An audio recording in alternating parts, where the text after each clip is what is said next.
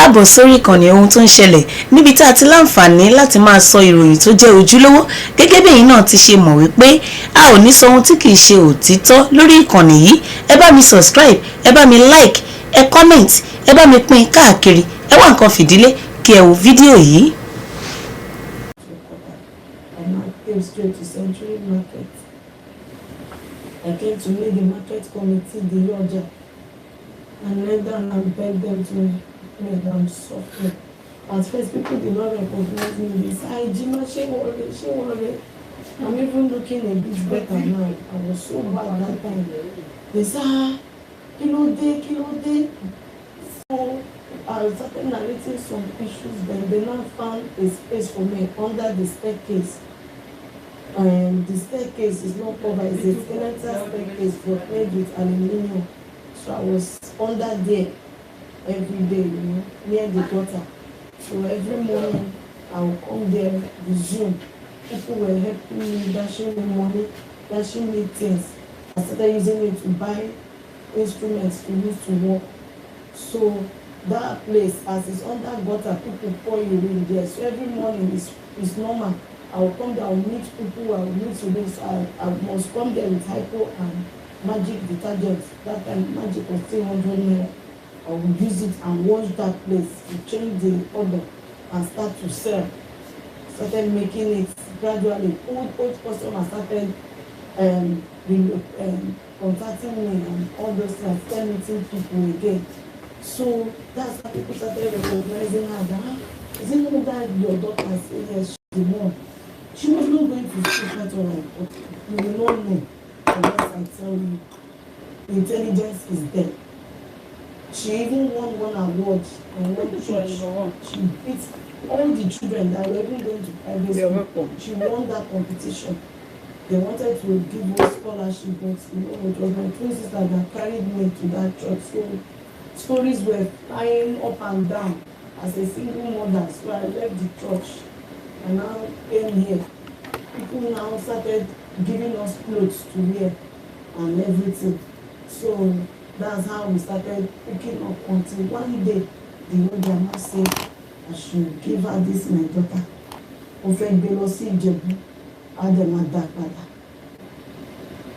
And now started saying, and that she give me, that day was on a Tuesday, that she give me from now till Thursday. That I should choose that place that is managing and my daughter. That if I don't as give her my daughter, that I should be ready to make the market. And I said, I didn't know that already. She had been meeting my daughter and telling her things about her history because she didn't know initially that Oscar was her biological father. And she was telling her, the girl now will be asking me indirect question without coming to me. Then one day, one woman that sells in the market there met me in the keke on the gate bus stop. I said, I've trekked down. We didn't have transport money from Igondo down to that gate. He said, I should enter. Inside that keke, she said, show me come on, fed the Omo. I said, Omo. He said, assistant was stopping here. And now look at my daughter. For the first time, my daughter would keep secrets from me. But this girl, she doesn't keep secrets. She needs to tell me everything. And now, when the girl we came to a quarter. And now sat her down on our space after our mama cleaning. I said, come. I called her by her name, Amarachi, come. How come you are planning to run away from me? And you did not tell me. He said that you are threatening her that if they tell me to drive me away from the man. I said, no. You're supposed to tell me, no matter what. Let me stop it. So we talk about it. So do I. The story is very long. I heard about this lady when I was in Nigeria. That day, she told me, the woman now called me again. I was making somebody's hair. I said, I'm coming.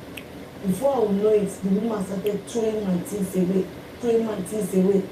And I said, I want to make my sharing. Say, is it not a commodity money? Let's pray first. Let's pray. Then we'll continue.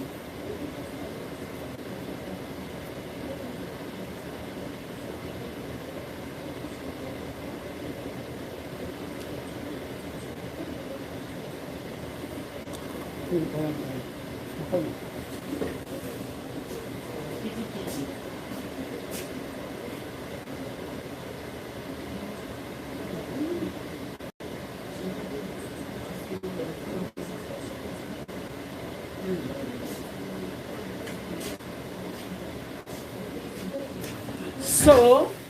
for some of you, I want to pray first. You know, I don't do anything without prayer. That's me.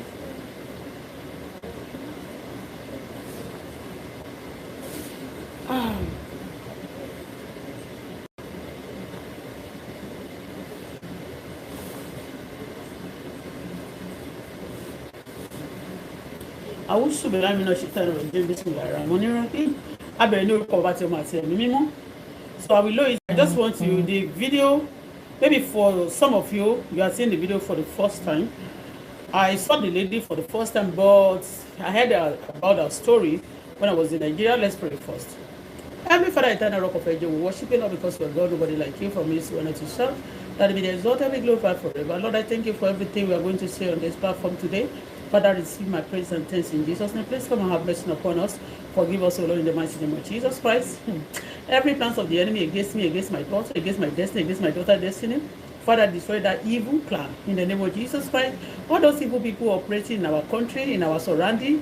Lord, disturbing people's glory, disturbing people's progress and goodness. Father, Lord, we pray, Lord, that you raise a standard against all of them, especially those one on my case or my daughter's case that wanted to destroy my glory or my daughter's glory. Father, Lord, destroy them in the mighty name of Jesus. In the camp of our enemy, let that be turbulent, let that be serious problem for them. Whatever they wish us shall be their portion. Today, because I want to say this today, so a lot of people may want to rise against me. I will say nothing but the truth. Father, speak through my mouth, direct my tongue. And those who are coming on this platform, Father, Lord, they will understand what we're about to say and expose the evil one here. Thank you, Father, because we answer prayer. We worship you, Lord, because we're God. Because of today,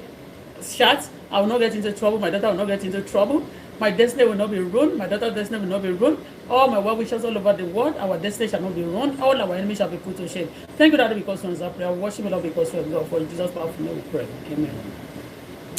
Now, welcome to this platform. Please share, subscribe to my platform. I beg you in the name of God. Lára ogun, àwọn ogun tí ó ń dìjà, mo fẹ́ lò ẹ̀ dáadáa, ó long. So, lára ogun, I will start like this. I heard about this lady when I was in Nigeria because this lady, her father has a house in that Igondo Road. That's Igondo Road because my house is linked to Igondo Road, okay? So according to, I don't know her as a person, but people coming to me and telling me about her story, that she owed in this conscom nígbà yẹn. You understand me? But because of the trouble and many things also I'm going through, if not, I'll call for her. Because normally when people like that, that's what I try to do for Bisola Badmus. I rescue Bisola. Bisola, exactly, when you look at this lady, according to, and when you look at her at now, she's a very pretty lady. And don't listen to anybody telling you that, she's lazy, she's this and that. Don't listen to them, okay? Don't listen to them. You see, K1, we've been saying this for long, okay? Ẹni tó bá ti kàn, àwọn kan wà tó yẹ pé in tó ṣe yẹn, because when you listen to this story, the lady was telling story but when you listen to it, tó bá jẹ́ pé o mọ K1 àbí tó pé o ṣe ń gbọ́ story K1 for the first time, wàá máa bí pé for real, maybe she's mad. The problem, the lady wasn't like that before. She wasn't like that. She's very okay. The family too, the father was also, the parents are very a little okay. You know, kéèyàn bá tilẹ̀ ọmọ Igbo tó lè kọ́ ilé síbi ọ̀nà Ìkọdù road yẹn, ṣe mọ̀ pé wọ́n rí jẹ díẹ̀, okay? And she go to school, okay? She's ó kàwé, kò pọ̀ ọbọ̀ tó kàwé,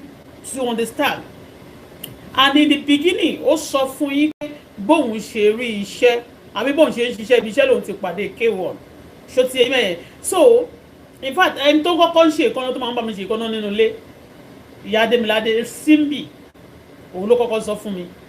ṣó ti yé bẹ́yẹn wípé gẹ̀ kan ó ń rọ̀màrà àbínú ló ń dárúkọ pé wọ́n káàkiri ó máa sùn ní ọjà ó ti ní skánskán ó ti nígbà ó ti láwò but I've done this help in tó ṣe fún gbélé ṣe rí ṣó ti yé yín mẹ́yẹn in tó ṣe fún Bisola Badmus náà nìyẹn in tó ṣe fún nìyẹn tí èmi wà náà tó rescue Bisola physically and spiritually ṣó ti yé yín mẹ́yẹn but tí kọ́kọ́ débi fẹ́ sọ níbi báyìí ìgbà tí mo wo gbogbo story yẹn ẹ máa mọ̀ pé lady yẹn ó ti frustrate lady yẹn something ti wà affect ọpọlọ lady yẹn and tó bá dẹ̀ wà affected bẹ́ẹ̀ yẹn kò ń ṣe ònìkan ló máa kọ́kọ́ wà affected apart from Bisola Badmus ẹ̀yìn rí nta àkàìmọye àwọn tí kéwọ́n ti fẹ́ rí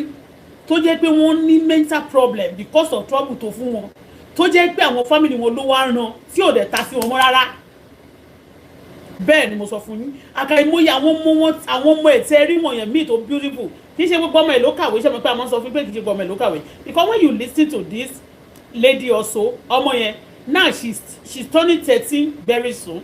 by the maybe December 2nd she'll be 13 but already ó ti drop in school kò lọ sí school mọ́ she's not going to school this girl yìí kò lọ ọmọ yìí kò lọ sí school mọ́. You understand me? But this guy will be telling you have to be hardworking. I'm hardworking. That's how I find myself to this kirikon. And since then, don't think sorry later on. A lot of people have been showing me they are sure how kirikon. Oh, pàdé K1 ni oro to obìnrin tó bá pàdé K1. Oro gbé wọn ni. Oro gbé wọn ni. K1 himself do tell the people, but a lot of people are going K1 because of ìfẹ́ tí ẹni sí orin ẹ̀. Because of ìfẹ́ tí ẹni sí orin ẹ̀. Àti gbogbo àwọn ẹlòmíì ó máa favour wọn and he will destroy, he will favour 2 people and destroy 1,000 people and people àwọn èèyàn máa pọ́nlé gbérù nǹkan bẹ́ẹ̀ yẹn to understand àwọn èèyàn máa wọlé tí wọ́n ti sọ pé èwo kí ló kàn mí bẹ́ẹ̀ kí ló kàn mí bẹ́ẹ̀ aboti ní fra aboti ní kíríkan kí ló kàn ẹ́ bẹ́ẹ̀ kíríkan fèsì ọ̀wàrà ṣe gbádá ṣàwo kan ṣokòbá ṣàsùn bá ti jáde sí lórí látàárọ̀ gan torí ẹni tó ń wọ́n ń sin òkú ẹ̀ ní ara àwọn union tó náà tún pa ìjáyà yẹn o àmì ìjẹgunjẹran àbí ìkọ̀kọ̀ mi ìmọ̀kàn tó náà pè I don't know the guy but you know orí ò sì jẹ́ kí n jáde látàgbé pé ó ń lọ káàkiri lórí social media but tí kan tí mò ń sọ lélẹ̀ mo dẹ̀ tún nọ́ọ̀sì sí pé òkè alright bóyá wọn ò fẹ́ kí òkú ẹ̀ àti èpè tó ń ṣẹ́ níbi òkú ẹ̀ yẹn wọn ò fẹ́ kó go viral bóyá torí ẹ̀ náà ṣe ju eléyìí síta lónìí because all these people K1 wà nínú géèmù yẹn àti gbogbo tí wọ́n ń pààyàn àti èyí tó gbé jáde àwọn ló dominate orí media yìí àwọn ló ń ya gbogbo pattern oríṣiríṣi ṣe understand K1 àṣẹṣẹ máa sọ fún yín sìn kò sí aṣọ tó lè wọ̀ kò síbi tó sì lè lóun wá number 1 criminal ni máa yẹn ẹ̀yin gbọ́dọ̀ mi kì í ṣe rọ́ o criminal ni máa yẹn ọmọ 13 years ní ìgbà tí stress ti pọ̀ fún ìyá yẹn ọmọ mi lẹ́yìn tó bí ọmọ fún yẹn kò ń ṣe báyìí kẹ́yìn ṣe rí tẹ́lẹ̀ nìyẹn o kò ń ṣe bí ayé ẹ̀ ṣe rí tẹ́lẹ̀ nìyẹn o ó ń ṣiṣẹ́ tó wọ́n máa ṣe tán sí ó ní iṣẹ́ tí bóyá ó ní Ibrahim wá sọ́dọ̀ wọn ṣé Ibrahim ló pè lára àwọn ọmọ ẹ̀gbẹ́ ó ló máa ń wá bẹ́ẹ̀ ni Ibrahim yẹn ibi tí Ibrahim bá ti wọ̀ Ibrahim yẹn tó lòun jẹ́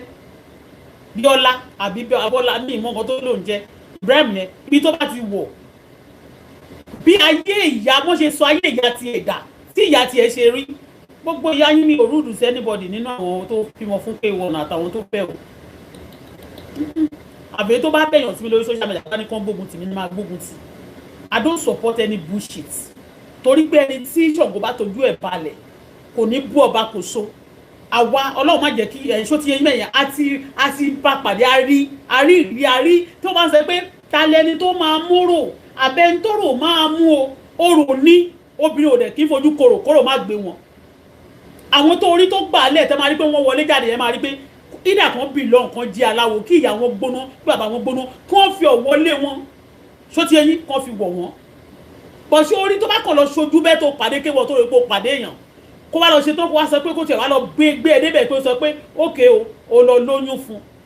ẹ má dẹ̀ jẹ́ kí n tàn yín o ó láwọn ọkọ̀ tó yẹ pé ó fẹ́ fi ṣògùn owó ni K1 fi ọmọdé ó lo gé yìí do ìtìjú. God bless you. Oh.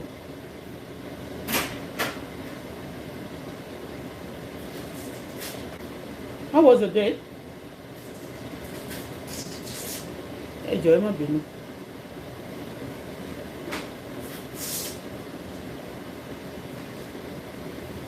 What was it?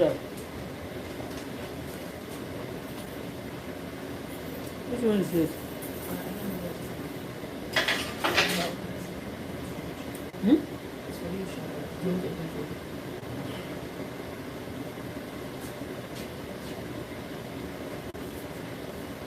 Oh, thank you. Delicious.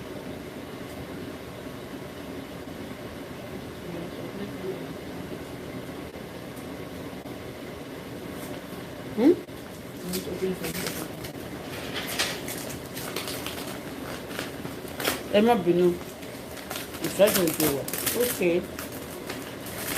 Ó lè wọ̀ tó yìí. Ayọ̀mídé.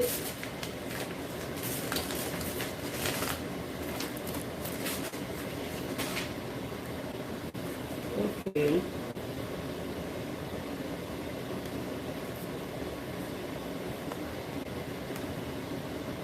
Okay. Asiri. So, ẹ má bínú, sorry. Ọmọ mi ṣe dé láti school. Ṣé rí K1, ṣé rí ọ̀rọ̀ tó jáde yìí? Ṣó ti eyín mẹ́yẹ, ọdún mi ò fẹ́ sọ sílé ni mo fẹ́ kó di lọ́la. Mo ti gbọ́rọ̀ bèbí rí. Èmi fúnra ara mi mo ti sọ pé tí n bá wà òkè tí n bá ti ṣe tán ní Nàìjíríà ń gbà yẹn tí n ṣe pé bóyá mo kàn déédéé wá suddenly màá pe mo ti ní pé wọ́n bá mi wá gẹ̀yẹ̀ lọ torí wọ́n sọ pé there was a time tó ń sunú ọjà. Lady ó wà òkè tẹ́lẹ̀tẹ́lẹ̀ o kò ń ṣe pé rẹpẹtẹ bọ̀ tó wà òkè ó ṣiṣẹ́ ó ti ṣiṣẹ́ pẹ̀lú company like for 5 years she's pretty she's hardworking ó ní shop ó máa ń ṣe èékánná ṣerun ó wà industrious she do many things just kò ń ṣe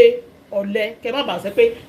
she's a lazy because that's one thing today when K1 finish with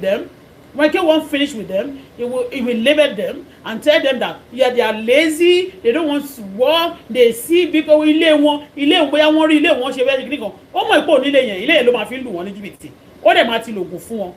so ti ẹyin when you listen to this video ẹ máa mọ̀ pé gẹ́yìn ó ti ṣe àwọn nǹkan kan tí ò yẹ kó ṣe gan ó ti wà touch orí ẹ̀ ó ti ní touch so ti ẹyin mẹ́rin ṣé ẹ mọ̀ pé nígbà tí Bisola náà wá ó sọ pé ó ní touch yẹn náà ní touch nígbà yẹn Bisola ní touch so ti ẹyin mẹ́yẹn Bisola náà ní touch ìyá Ibrahim tó ń pè ń Bọ́lá yẹ mí yẹ̀yẹ́ woman yẹn o mí ìdẹ̀ yẹ̀yẹ́ ọmọ yẹn Wàsíù Àyìndé ṣe lady yẹn òun náà ní touch for long time tí àwọn parents according to history àwọn èèyàn tó rí mi máa mú pé ọmọ ya lágbájá ọmọ ya tẹmẹdò ọmọ kan ṣe fẹlẹ in fact àwọn míì wà tẹ pé kí n tiẹ̀ tó mọ̀ rárá làwọn èèyàn máa ti sọ fún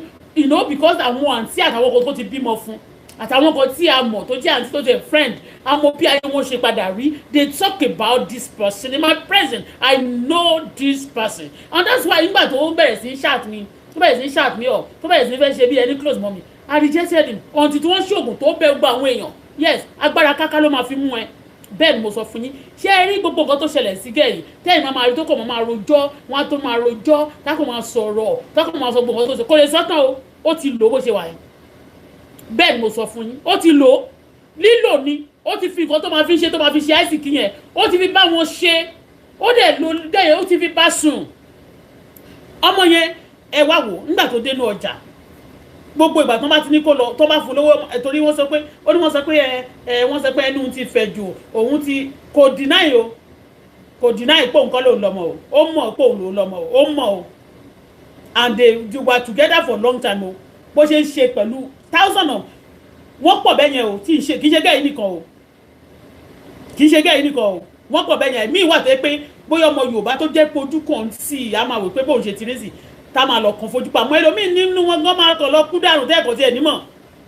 do you understand ẹ wò kéèyàn pàdé èèyàn ọmọ yẹn kò ṣe pé bóyá olówó rẹ̀ pàtàkì ó ní ṣọ́ọ̀bù tó ti ń ṣiṣẹ́ ayé ẹ̀ dẹ̀ èlítú sẹ́tù kó tó mọ̀ ẹ̀ ayé ẹ̀ wà èlítú sẹ́tù ó wá mọ̀ ẹ̀ tán ayé ẹ̀ ò sẹ́tù mọ̀ a máa ní kó máa dààmú ẹ̀ ní kí tún yẹ pé tó bá ti wá ṣe iṣẹ́ yẹn fún wọn tó a máa ní kó máa dààmú wọn he will be disturbing them sending people to disturb them lady yìí sọ̀rọ̀ bí pé bí tó ti ń tajà wọ́n lè kó ńbẹ̀ adẹnu ọjà wọ́n lè kó ńbẹ̀ wọ́n láyé ló yọ lẹ́nu òun ní o because ó ti lò kò fẹ́ kó gbúdọ̀ rí owó mọ́ kò gbúdọ̀ ṣe àṣẹ dáadáa mọ́ torí tó bá ń ṣe dáadáa òun yẹn ó máa affect òun ní àwọn area kan do you understand tí ó bá tí ọmọ yìí lára àwọn iṣẹ́ àwọn tó bá ti lọ ṣẹ́ fún tó bá rí pé ara fẹ́ tù wọ́n ó máa dé gan ni àyè tó bá fẹ́ fara tù wọ́n fara ni wọ́n torí pé ó gbàgbọ́ pé ara ò gbúdọ̀ tù wọ́n ó máa affect iṣẹ́ tiẹ̀ ibi tí K1 ní ó wicked to the level that majority obìnrin tó pàdé ẹ̀ ní ayé yìí kò sí tí ẹlòmíì nínú wọn tí ò bá pàdé K1 láyé ayé wọn tó bá da díẹ̀ tẹ́ bá rí pé ó da fún á da jù bẹ́ẹ̀ 100 times tí ò bá pàdé K1. Oh, God bless you. God bless you. Do you see? I make that for her. Did you eat at school? What did you eat? So it's okay. You wait a little before you eat, or you want to eat now? Now? Okay.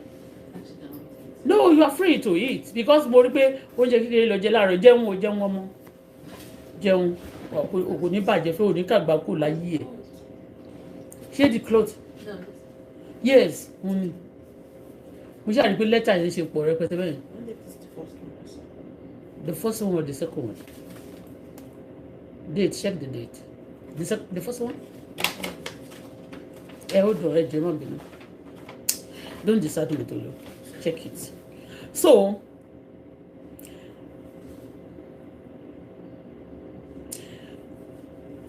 as I was saying,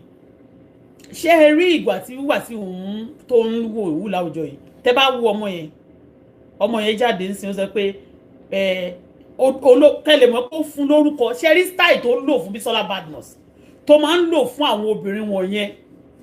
tí ò fẹ́ tó máa lo ṣẹ́ fún yẹn tó fẹ́ kó parẹ́ ó máa jẹ́ kọ́mọ wọn ìkọ̀kọ́ lè má ṣọmọ wọn bọ̀ tí yìí ṣe rí àwọn yẹn á fi ojú wọn gbolẹ̀ ṣé tiẹ̀ yàtọ̀ sí irú àwọn títí máa ṣàtó ó kàn ń pọ̀ wọ́n yẹn lélẹ̀ ó lè ṣe nǹkan kan fún wọn ní future kó ní àjọkọ̀ tó máa fi lára ọmọ ẹ̀dá bó ṣe wà yẹn. The old one or new one? You didn't check the date? Okay, I've checked it. My phone balance sheet medical. So ti yín bẹ́ẹ̀ yẹn. So bó ṣe ṣe fún tó sọ pé ńgbà tọ́mọ yẹn ṣàlàyé pé ńgbà tó wà lọ́sípítù gbà tó bímọ no gbà tó kọ́kọ́ lóyún ó kọ́kọ́ sọ fún ní pé kó lọ bá oyún jẹ́ ṣó ti yé bẹ́ẹ̀ style ẹ̀ ni gẹ́ẹ̀ ibi tó ya gẹ́ẹ̀ ní wèrèdé gẹ́ẹ̀ lọ síwájú ilé ẹ̀ ó máa sun ìta 3 times ló lọ síwájú ilé K1 níjẹ̀bọ́dé ló sun ìta gbangba mọ́jú pẹ̀lú ọmọ ọwọ́ ẹ ti ẹ̀ jẹ́ kí n sọ kankan kó má tiẹ̀ mọ̀yàn rí kó má ti ìbá sùn rí gan tó bá réyàn tó tiẹ̀ sọ pé òkè ó wà níta tó ń sọ pé nìkan wà níta tó gbọ́ ọmọ dání ọmọ kékeré o little baby ó gbé ọmọ dání o nígbà tó kọ́kọ́ lọ ó ní ọmọ yẹn wà bí 9 months tó bá mọ̀ rí gan kó má tiẹ̀ jẹ́ pé ó tiẹ̀ ti bá sùn rí tó mọ̀ tó dẹ̀ mọ̀ nínú ẹ̀ pé ìwọ ló lọ́mọ yẹn ó mọ̀ pé òun ló ní òun ló fún wọn lórúkọ gbogbo orúkọ tó dá yẹn òun ló ní òun ló lórúkọ yẹn òun ló fún wọn lórúkọ bó ṣe ṣe fún Bisola Badmus exactly nìyẹn hospital náà máa ti sọ wọn lórúkọ àfa òun á dẹ̀ máa sọ ọmọ wọn yẹn lórúkọ nínú ilé àwọn àfa tó ló láwọn àfa nínú ilé ó ní wọn àwọn kìnìyàn ṣó ti yẹ á máa sọ ní lórúkọ nínú ilé á dẹ̀ bẹ̀ wọ́n lọ kò ní bá wọn sọ̀rọ̀ mọ́ á wá pé ẹnìkan pé ìwọ yìí ni kò máa bá sọ̀rọ̀ ìwọ yìí ni kò máa bá sọ̀rọ̀ 100,000 náà ló wẹ̀ kò jọ 100,000 lọ Ọlọ́run kò fẹ́ mi lówó rí kò tẹ̀ fún mi ní 100,000 àti 50,000 rí ṣó ti yẹ yín mẹ́yẹn bọ́tá máa sọ fún wọn bó ṣe ń fún wọn ní 100,000 yẹn ó bìlí pé 100,000 tó ń fún yín yẹn ó gbúdọ̀ ná bíi 2 months or 3 months ṣó ti yẹ yín mẹ́yẹn owó tí ò ní tó ẹ ṣòwò tí ò ní tó ẹ jẹun tí ò ní lè tó ẹ ṣe anything òun ló máa fún wọn kí K1 wà ní orílẹ̀-èdè wa ẹjọ́ bàbá president Tinubu ẹjọ́ sà mo máa ṣe special kìíní fún wọn pé kán bá béèrè lọ́wọ́ nǹkan tí president Tinubu fẹ́ fi K1 ṣe irú ètò fi ń yìnbọn fáwọn èèyàn kán bá gbé ìbọn fún kó fi àwọn obìnrin kó jẹ́ ká sinmi kí ni wọ́n fi ṣe ṣé ẹni tẹ́ fẹ́ fi jọba níjẹ̀búgbó nìyẹn àbí níjẹ̀bọ́dé K1 nìyẹn o gbogbo àwọn obìnrin yẹn báyìí ó máa báyé wọn jẹ́ ni and you are looking at him lára àwọn tó ń ba ìjọba president Tinubu jẹ́ tó ba orílẹ̀-èdè Nàìjíríà jẹ́ ní K1 wà lára àwọn strong person tó ba orílẹ̀-èdè Nàìjíríà jẹ́ ní K1 wà. wàá pàdé gbogbo obìnrin ẹ lọ wò tó bá nísìnyí àwọn ọmọ ìkan tó bá ń ṣe dáadáa irú ẹni kí lórúkọ jọdá gẹ̀yẹ tó ń nǹkan tó ṣe dáadáa nínú wọn yẹn I am telling you ìyá ẹ̀ ló rán ní school tó lọ school ní Ṣẹ́kútọ́nù àbí Lòmẹ̀ ló ti lọ school àbí Tógò ìyá ẹ̀ ló rán. ọmọ kékeré tẹ́lẹ̀ ìgbédání sí ó ti sun títì ọmọbìnrin ẹ kàn wo nǹkan tó máa ti ṣe pẹ̀lú ayé ọmọdé. Are you telling me that ọmọdé wọn ti ní vandalize ayé ẹ̀ fún ṣé ọmọdé yìí wọn ti ní molest wọn ti ní jayé chakachaka fún ọmọ kékeré ó ti stop school kò lọ school. I am telling you tọmọ yẹn bá ń ṣiṣẹ́ tó lọ marry tó jẹ́ pé ọmọ gara àbí kò tó ó lọ fẹ́ ẹgbẹ́ kan kékeré wọn ní ọmọ wọn ní 130 years sísìn wọ́n sọ pé wọn ní ràn lọ sí school. Níbi tó tún lóhun ti yán sùn nígbà tí gbogbo nǹkan ṣe kinní fún tán nínú shop nínú ọjà yẹn Wàsíù ló ní gbogbo ìyá lọ́jà àti gbogbo wọn ó pè wọ́n pé kí wọ́n lè kúrò ńbẹ̀ ọkùnrin á pè wọ́n á tún ní kó máa trouble ẹ̀mí tó bá ti fẹ́ máa hustle láti lè rówó tọ́jú ara ẹ̀ ó máa ní kó máa disturb ẹ̀ ní gbogbo ọwọ́ burúkú tẹ rí tí wọ́n ń dàbò mí lára ìyẹn náà àti gbogbo nǹkan ọwọ́ ẹ̀ ní kò kì í fẹ́ kéèyàn ṣoríire mọ́ tó bá ti pàdé ẹ̀ ní ìtì ìlú ẹ̀ rí bó ṣe ń ṣe fọ́kùnrin náà nìyẹn o ó máa ń lo ọkùnrin náà bọ́ tó bìnrin ló lò jù á wá lò wọ́n báyìí nígbà kan tí mo sọ̀rọ̀ lórí social media táwọn kan sọ pé ṣe ni mo ń rùdí tí Esabod máa ń sọ pé ṣé mo lè withstand àwọn ìyàwó ẹ̀ mo lé èmi kò sí kí àwọn celebrity ìlú òyìnbó yẹn kò torí ẹ̀ kó ń ta sí wọn tó ló ti mọ̀ pé àwọn gọ́ọ̀mẹ̀ntì ìlú òyìnbó máa parapọ̀ máa ba ògùn ẹ̀jẹ̀ bó jẹ́ luminatis òun á mọ̀ pé àwọn gan ló dálẹ̀ kò dé bá òyìnbó tó bá pàdé òyìnbó kan tó lówó lọ́wọ́ ó máa ba yí ẹ̀jẹ̀ ni ẹ rí pé ó kó lọ sọ́dọ̀ òyìnbó kò lọ kò tá ọjọ́ tó ti ń ṣe yàmàyàmá yẹn kò lọ sọ́dọ̀ òyìnbó kẹ́ gbọ́ pé òyìnbó bímọ fún K1 Tógò lè bímọ fún àwọn Tógò Ghana bímọ fún ó lọ́mọ Ghana tó bímọ fún ó lọ́mọ Tógò tó bímọ fún ó ní gbogbo West Africa wọ̀nyẹn ló láwọn èèyàn tó bímọ fún bẹ́ẹ̀ bọ̀ kò ní ta fẹ́lẹ́fẹ́lẹ́ kó dí ọ̀dọ̀ kó sọ pé Canada òyìnbó kó wá bímọ fún àbí America òyìnbó kó wá bímọ fún even London òyìnbó kó ní kó wá bímọ fún kò ní ṣe torí tí mo pọ́jọ́ òun ó máa lọ sẹ́wọ̀n kò sí nǹkan tó lè mọ̀ ṣe ogún ẹ̀ ò ní lè ka ó ń lò wọ́n ni you think it's ordinary and some people women too will be supporting her wọ́n máa sọ pé wọ́n wà possessing kinní kan ni wọ́n wà kinní kan ni wọ́n wà kinní kan ni ẹlòmí lè máa rò báyìí pé wọ́n lè sọ pé love ẹ̀ ni o ó pé over love ló máa ń ṣe kinní kan over kinní kan irọ́ ni o ó lo iṣẹ́ fún ni àwa make sure ìpè a máa tó bá wò bó ṣe bọ́mọ yẹn ṣe ṣàlàyé gbogbo àtó ti ń lọ síwájú ilé ẹ̀ bí ẹ̀ mẹ́ta ọmọ yẹn ti dìtàmì ìgbà tọ́mọ yẹn tún ń lọ ó tún kó àwọn ọmọ ẹ̀ tó tún bí síbò míì ó tún kó wọn dání ó ti touch ọmọ yẹn ti ní touch ọmọ yẹn ti ṣe kí ni ó ti ní touch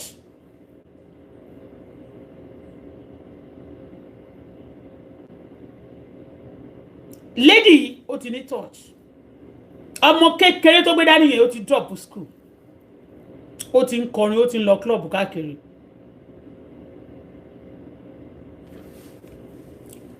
bí Ibrahim bọ́n ṣe ṣe fún ìyá Ibrahim ló ń lọ lé wọn ó ṣe lọ sọ́dọ̀ láṣojú tó lọ sọ́dọ̀ gbogbo wọn pátá tó dárúkọ yẹn she's correct everything kò sí kankan tó fi mú rọ gbogbo nǹkan tó sọ correct ni ìgbà tó lóun lọ sórí stage tó lóun lọ bẹ̀ wọ́n sọ fún pé kóun lọ bẹ̀ lórí stage òun wá lọ bẹ̀ nígbà tóun lóyún ìgbà tóun lóyún yẹn pé wọ́n sọ pé kóun lọ bẹ̀ lórí stage níbi tó ti ń play olóhùn dẹ̀dẹ̀ bẹ́ẹ̀ olóhùn kúnlẹ̀ fún ẹsẹ̀ méjèèjì kóun wá sọ fún pé ó ti yẹ kóun bímọ kóun ò tí bímọ gbogbo èèyàn lójú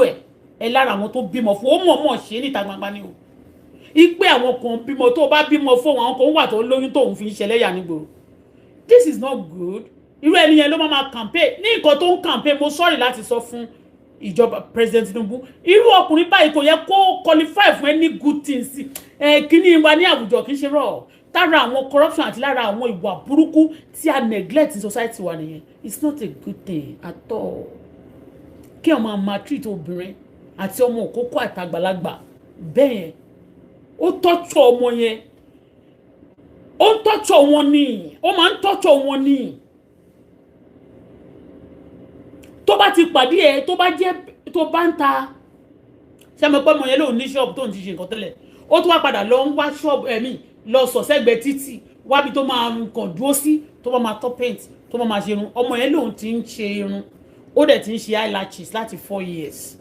ṣé bí ó ṣe ń train ọmọ nìyẹn á máa sọ pé wọ́n wà hardworking kò lè jẹ́ kọ́mọ yẹn wà hardworking ọmọ yẹn kàn máa useless ó máa dàbí òun náà ni bí òun yẹn ṣe wà nínú system wa wọ́n rò bó yéèyàn gidi ni is a trouble is one of our problems that we have in that system. Èmi ò mọ nǹkan tí president Bola Ahmed Tinubu tó ti fi Wàsíù ṣe ní àwùjọ wa nítorí àwọn ẹlòmíì lè kọrin tí wọn ò ní ìwà burúkú tó ti Wàsíù. Ẹ̀yin Ìjẹ̀bú-Òde ọba yín nìyẹn o ọba yín ọba lọ́la tí wọ́n sọ pé wọ́n lẹ́ ti approve ẹ̀ orúkọ tọmọ yẹn náà tún gbé jáde Èmiládé kan Àbítawáládé Adébọ̀wálé Adékìní kan ìkan ọmọ ti Bọ̀wálé nìkan jẹ́. This is rubbish. It's not funny thing. It's not funny. Àwọn tó náà yìnbọn para wọn APC ni wọ́n ọmọ APC náà ni wọ́n àwọn tó máa gbé story kan jáde kí ló dé. It's not funny.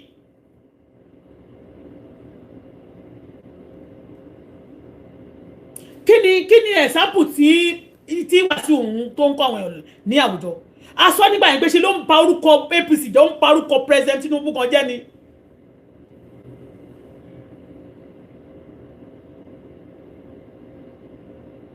Ó ń pa orúkọ wọn jẹ́ ni òun nìkan kọ́ ló wà nínú ibẹ̀ yẹn ojoojúmọ́ story dirty story náà máa gbé wá.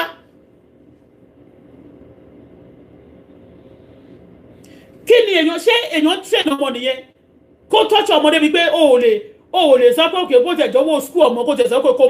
kó tiẹ̀ pretend òkè tó bá fẹ́ tó bá sọ pé kówó ẹ̀ má kàn lọ́wọ́ mọ́ owó yẹn ò gbúdọ̀ kàn lọ́wọ́ àbí kó gba ọmọ yẹn kó dẹ̀ wá fọ ọmọ yẹn nà létà kó máa fi yàn lójú bí àwọn ọmọ míì sì tó fi wọ́n yàn ìyá wọn lójú nìyẹn o a máa ṣe bí òun tọ́jú wọn àwọn ọmọ yẹn ìyá wọn jẹ̀yà níbi tó wà o because of Wàsíù belongs o ẹgbẹ́ burúkú láti máa waste ayé àwọn èèyàn láti tó gbá máa sọ pé òun jayé orí òun and Nigeria government you are watching this is ọ̀rọ̀ ní nǹkan tẹ́ wò yẹn atọ́jọ́ ọmọ atọ́jọ́ ìyá atọ́jọ́ gbogbo wọn ọmọdé àti àgbà tọ́jọ́ ni ó bíi láwùjọ ẹjọ́ sà president Bola Ahmed Tinubu ẹ torí ọlọ́mọ bẹ̀bẹ̀ ni kí lẹ́ ń fi Wàsíù ṣe ní àwùjọ wa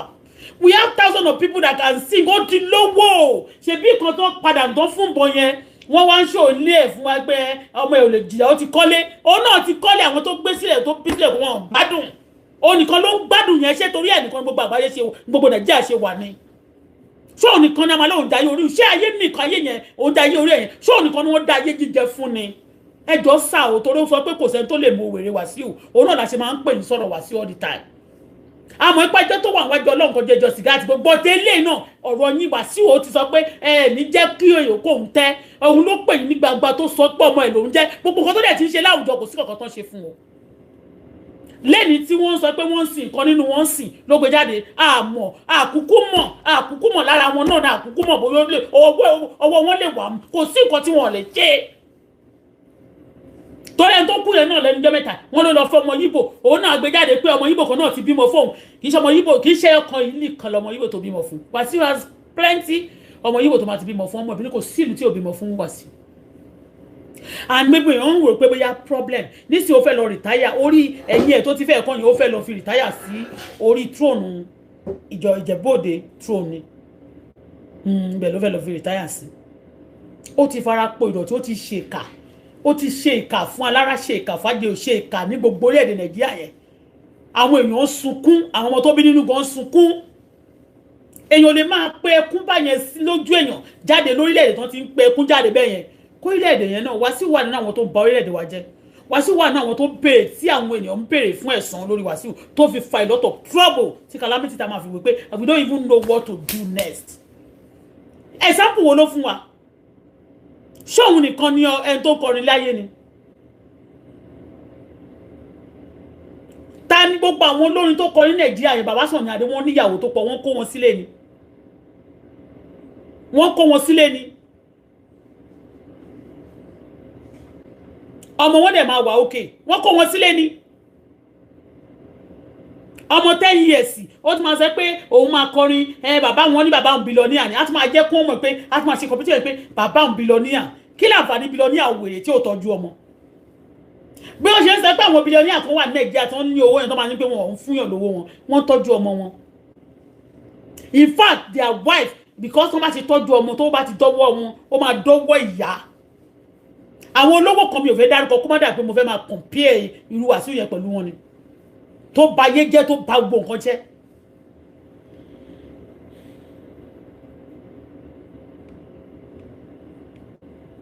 tó bá pàdé obìnrin kí ló dé tó obìnrin yẹn máa ní problem tó bá tún ní problem tí wọ́n bá tún fẹ́ help ẹ̀ wá tún bẹ gbé èèyàn sí pé kó máa disturb ẹ̀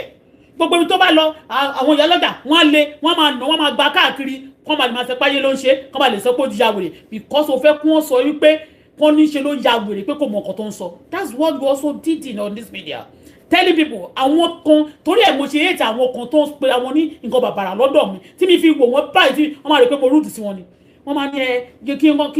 n ṣe bí pé ṣe mo sọ pórí mi yí so that wọ́n lè fún mi ní 6,000 so that màá lè sọ pé gbogbo nǹkan tí mo sọ pa wá sí irọ́ ni mo pa mọ́ àwọn kan wà bẹ́yẹn ìyàwó olówó ni wọ́n ti mọ̀ wọn àkọ́wé pé ẹ̀yin lórí burúkú ẹ máa ṣe òfò lásìlásì ó lè dùn fún yín ó lè máa kọrò fún yín lọ́la. wọn àwọn èèyàn lè máa sọ pé she is not okay she is sick of fear she doesn't know what she is doing this and that kìnìkan wọn ò parọ́ mọ́ Wàsíù is evil ní àwùjọ wa Wàsíù ìka burúkú ni Wàsíù ń ba ayé àwọn ọmọ ọlọ́mọ jẹ́ Wàsíù ń fi àwọn ọmọ ọlọ́mọ pa àwọn òbí wọn lẹ́kún ṣé wọ́n gbọ́dọ̀ sọ fún yín bọ́mọ yẹn ọmọ Wàsíù ni ọmọ yẹn ó jọ Wàsíù ojú Wàsíù ojú màmá Wàsíù jọ màmá ẹ̀ Wàsíù jọ màmá ẹ̀ màmá Wàsíù ni Wàsíù jọ ọmọ yẹn jọ Wàsíù ó tún jọ màmá Wàsíù.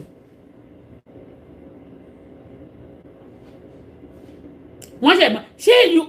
ṣé o gbọ́dọ̀ máa tẹ̀sẹ̀ pé ọmọ yẹn jọ Wàsíù kó yà máa pariwo èkìrí ọmọ yẹn jọ Wàsíù lájà máa create one scene ọmọ yẹn jọ Wàsíù ọmọ yẹn jọ Wàsíù ó nìkan náà ní ṣé èèyàn ló sọ pé kò wáyé ni ó dẹ̀ ti rí ìtò dẹ̀ wáyé ṣé kò dẹ̀ ti tó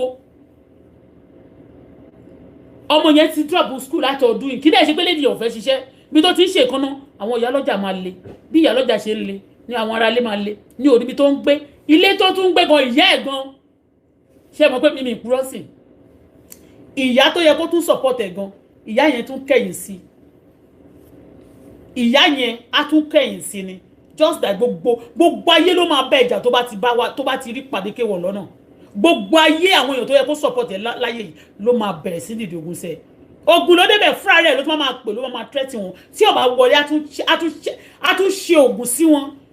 tí wọ́n bá tún ní wọn gbà á tún máa kọ́ wọn á tún pè wọ́n lẹ́yìn á ní kó sọ pé ó yọ̀ lẹ́ni kò fẹ́ ṣiṣẹ́ ni a máa ní pé ó lè ní ó báwo ló ṣe ó rí ó ti rí olówó lẹ̀ ó fẹ́ lọ wọbẹ̀ òun náà rò pé ó fẹ́ dìyàwó olówó òun ni ó pè wá ní pé kó wá ṣiṣẹ́ fóun ó sọ wípé kó wá ṣiṣẹ́ fóun ní kí ọmọ yẹn wá ṣiṣẹ́ fóun eventually ó gbọ́ ọmọ yẹn kó sí pampẹ́ ọmọ yẹn láwọn date for 7 good years ṣé 7 good years jẹ́ joke ni ìyẹn mi pé wọ́n ti wà together máa sọ pé my boyfriend that my boyfriend ìyẹn gbogbo àyàn kò máa fi wò pé òun date olówó ni kò sí nǹkan tó yọ mẹ́ ọ tó bá any day tó bá tún ti ba alájọṣepọ̀ báyìí ayé ọmọ yẹn á tún bàjẹ́ spiritually tọmọ yẹn bá gbìyànjú láti dìde kó máa gbìyànjú pé kò ń tẹ̀ lórí oúnjẹ jẹ torí pé tó bá ti ń róúnjẹ jẹ tó ń rówó tọ́jú ọmọ yẹn tí ò táriwo máa wà lórí ẹ̀ kó máa ní ìnira òun wọ́n máa ní ìnira Wàsíù ló bá máa ní ìnira ọmọ yẹn sọ débi pé ó tún ṣàlàyé àpá tó wà láyé nígbà tó ń ṣe operation fún nígbà tó wá Canada mi báyìí tó wá ṣe operation nígbà tó sick kò parọ́ mọ́ àwọn kan dẹ́ a máa fọ́nì sí àwọn èèyàn ń sìn láwùjọ wa Wàsíù is funny to you ọba yín nìyẹn ń jẹ̀bù o kai I reject you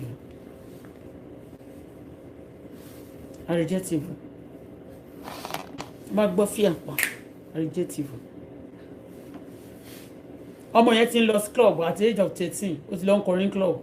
ṣé ẹ̀ náà máa fi sọ pé ó jọ bàbá ẹ̀ àbí ayé gbogbo òṣì ní ìdààmú ló dé bá wọ́n fi na ìyá ẹ̀ nígbà tí wọ́n fi Wàsíù na ìyá ẹ̀ nígbà tó wà kékeré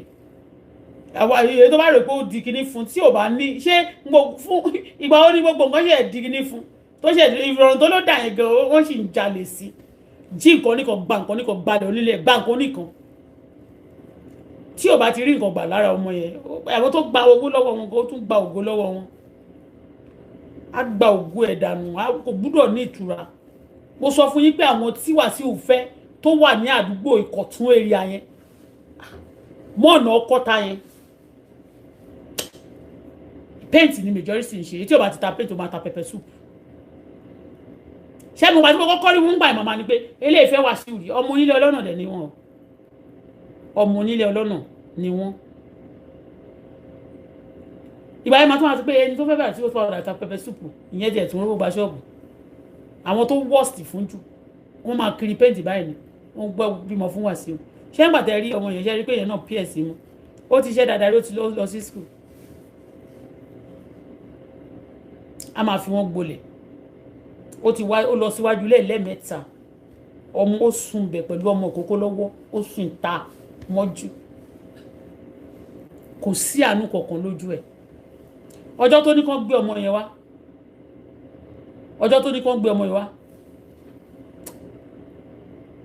mi ìmọ̀ kan tó lè fọmọ yẹn ṣe ó lè lọ fọmọ yẹn gún ọṣẹ ọmọ òdọ́ lójú àwọn tó ń ṣe owó lójú agbe gbogbo àwọn tó máa ń kún ojú agbe àtàmúyẹ àwọn tó ń bí fún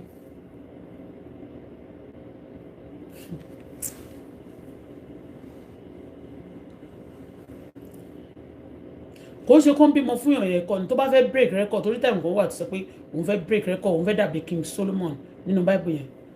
but King Solomon yẹn wọ́n sọ pé ìyà jẹ ìkọ̀kan nínú àwọn ọmọ tó bí àti obìnrin tó gbé yẹn wọ́n sọ pé ó lówó ṣé you understand me wọ́n sọ pé ó jalè lọ́wọ́ àwọn obìnrin wọ̀nyí do you understand wọ́n sọ pé ó jalè wàá bímọ ìwọ inú bá kọrin fún ìjọba pé ìjọba gbogbo ọmọ tá a bí sílẹ̀ wọ̀nyẹn ń kọ́ ó kọrin gbà tó kọrin fún bàbá Ọbásanjọ́ ńgbà yẹn tó sọ pé gbogbo ọmọ tá a bí sílẹ̀ àwọn ọ̀tá ló fẹ́ tọ́jú ẹ̀ lẹ́yìn ìgbà yẹn ọmọye ọmọ tó ti bí ẹmọ tí wà sí ọmọ ti bí síta tí àti tó ti bí síta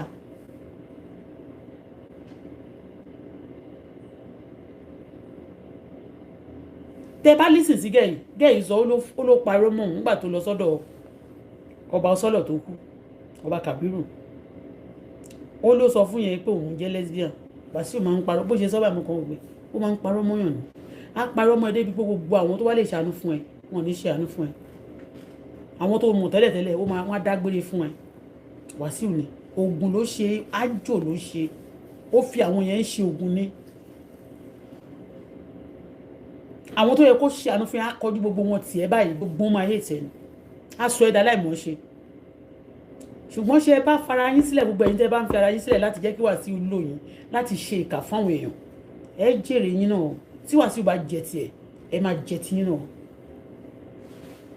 ẹ̀yin tẹ́ máa ń gbà kí Wàsíù lò yín láti bà ayé èèyàn jẹ́ ẹ jèrè yín o Wàsíù náà á jẹ tiẹ̀ torí wọ́n lẹ́ni tó gbé epo lájà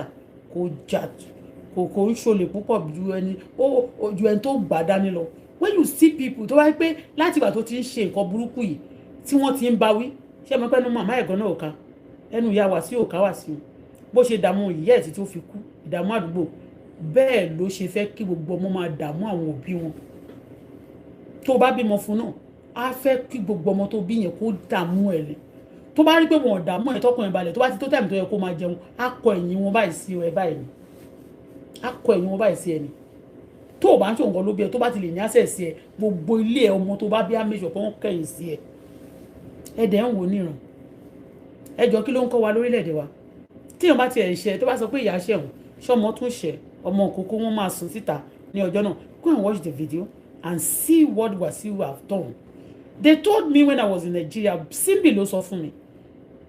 she was telling me like this pé tí n bá rí ọmọ yẹn pé tẹ́lẹ̀tẹ́lẹ̀ pé ó wà òkè pé ó ní ṣọ́ọ̀bù síbi kìíní kan tó máa ń ṣe kìíní pé ṣẹ̀mọ̀ ó ní sí olúmọ̀ àti yàwèrè ó ní there was a time tó ń sunú ọjà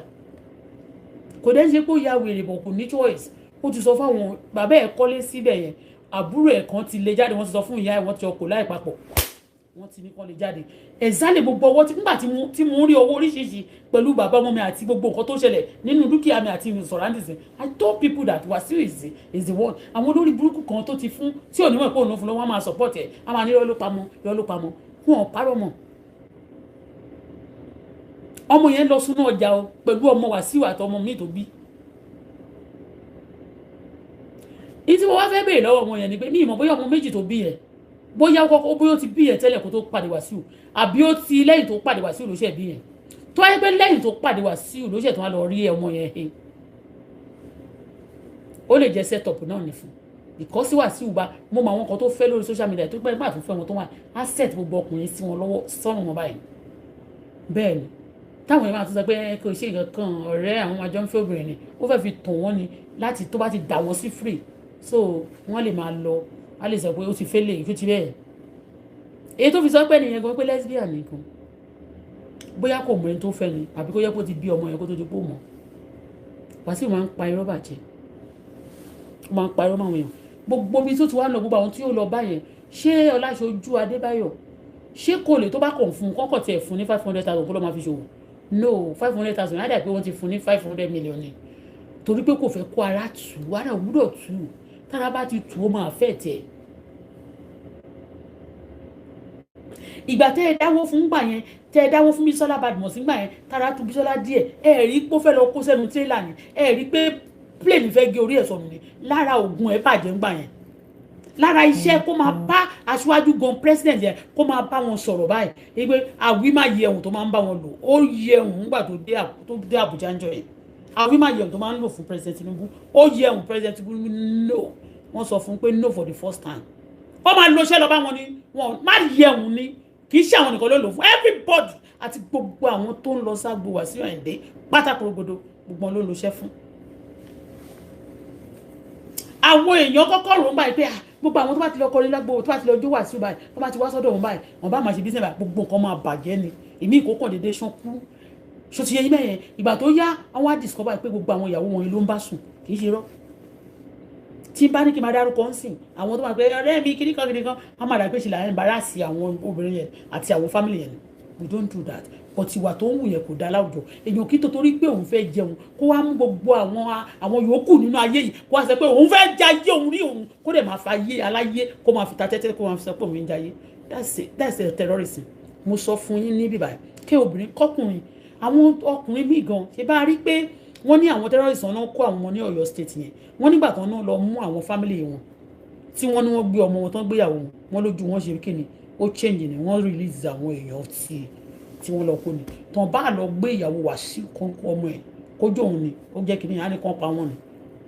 bẹ́ẹ̀ ni ó ti fi gbogbo ayé everybody ta tẹ́tẹ́ ó ti fi ayé everybody ta gampe ó ti fi gampe òtítọ́ ọ̀rọ̀ kòrò òtítọ́ ọ̀rọ̀ ó kòrò tẹ bá rí ọ̀rọ̀ ọmọ yẹn díẹ̀díẹ̀ máa rí pé ọ̀rọ̀ skánskán ti wà ń bẹ̀ ṣùgbọ́n tí wọ́n bá tó bá rí o tí gbogbo nǹkan bá gbọ́ pátá sí pòmùsìn ẹ máa rí pé ó ní ọpọlọ gan kéèyàn máa sọ pé ẹni ọmọ tó lọ sí skul ọmọ tó ti ń ṣe dáadáa láyé kó tó pàdé ẹ̀ tó máa ní kó wálé tó máa tàn kó wá bá ẹ ṣe ẹsẹ̀ kó wá bá ẹ ṣe pẹdikíọ̀ kó má bá ẹ ṣe manikíọ̀ nínú ilé ọmọ tí ìwọ tó ló ti fúnra rẹ̀ ti lọ sí ṣọ́ọ̀bù ẹ̀ lọ ṣe ẹsẹ̀ mi ò believe yẹn náà but anything can happen tó bá jẹ́ pé ṣọ́ọ̀bù ẹ̀ wà òkè I still a lot of people tó jẹ́ pé àwọn family wọn ló rescue wọn gbogbo àwọn míì tẹ́rí tó bímọ fún Wàsíù wọn yẹn tó wá padà irú Jẹ̀mílà yẹn ìyá ẹ̀ ló rescue ẹ̀ nígbà tó bá yẹ ẹ̀jẹ̀ tán that's why today I want to thank God I want to thank Canada for rescuing a lot of us tí Wàsíù ti bá yí ẹ̀jẹ̀ àti other country like other country America ni o US I mean United Kingdom ni o all over the world tí gbogbo àwọn tí ó sá kúrò lé nítorí Wàsíù tí Wàsíù terrorize Wàsíù ń terrorize àwọn èèyàn terrorism ní kíní yìí o you thought it's a joke.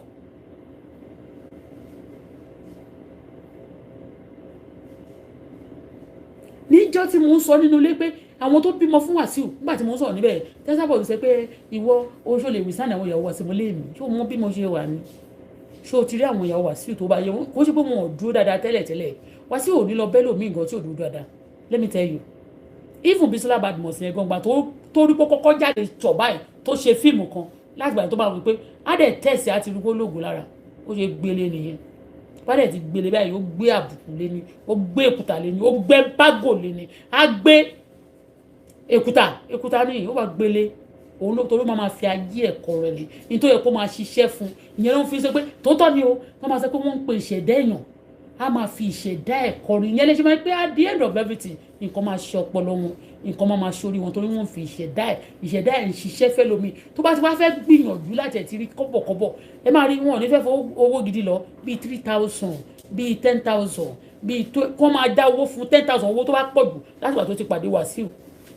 yàtọ̀ sọ́jọ́ tó bá fún ní pàtó ló fẹ́ bímọ ó ló fún un ní 200,000 ní kó wá fún un ó dẹ̀ fowó yẹn san owó hospital nígbà tó ṣe cesarean nígbà tó máa put to bed ó dẹ̀ sẹ́ndì gbogbo orúkọ tọmọ yẹn máa jẹ́ bọ̀tẹ́ wá jẹ́ kí n sọ kankan fún yín ọmọ yẹn ní ó yẹ kóun ti wà ní bóyá senior kìíní sìn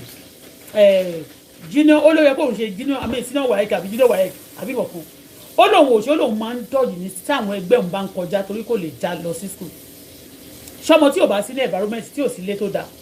look at it ẹni tó ti àwọn tó ló bímọ fún àwọn tó yàngì sí Wàsíù tí wọn kọ́lé tí wọn tiẹ̀ tí ìralẹ̀ tó yẹ pé wọn gbélé tó dáa kó tó yẹ pé wọn rẹ̀ ti lé àwọn tó bímọ fún wọn gan wọ́n sì ń gbélé wọ́n ń gbé ní room and parlour àbí two bedroom flat ó lè má jẹ́ lẹ́kọ̀ọ́ bí tó bá wọ́n lè jẹ́ lọ́nà Òkòròdú àbí lọ́nà Abẹ́òkúta tó yẹ pé kò ní ju 250-300 lọ Wàsíù ò ní jẹ́ kó rí sísì kò ní ó ní jẹ́ kó tó ń lọ bẹ̀rẹ̀ ó lẹ́nìkan sọ pé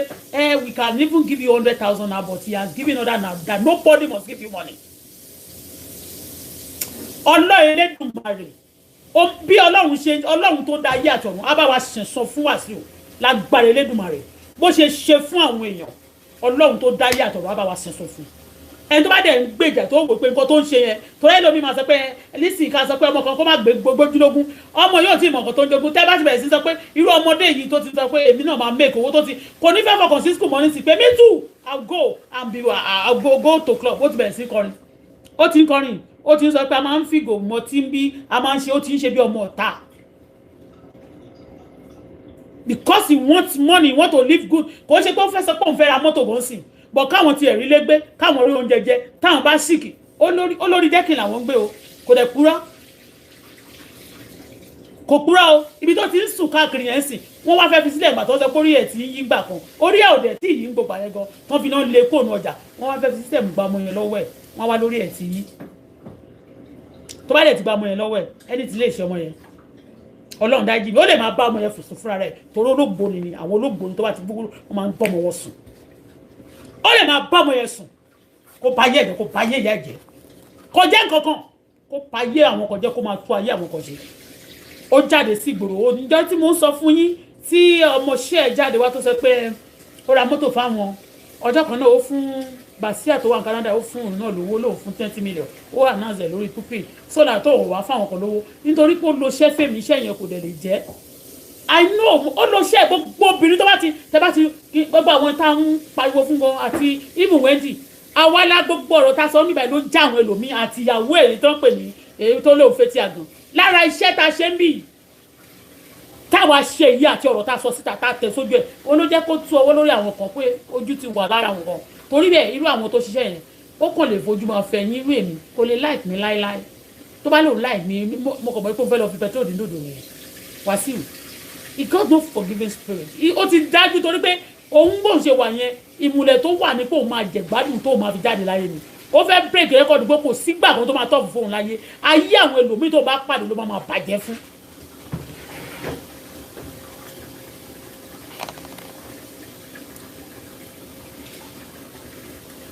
ọba Ìjẹ̀bú lọ́la nìyẹn o àbí ọba tí Jẹ̀bú yóò Jẹ̀bú òde fẹ́ nínú yẹn àbí bẹ́ẹ̀ kọ́.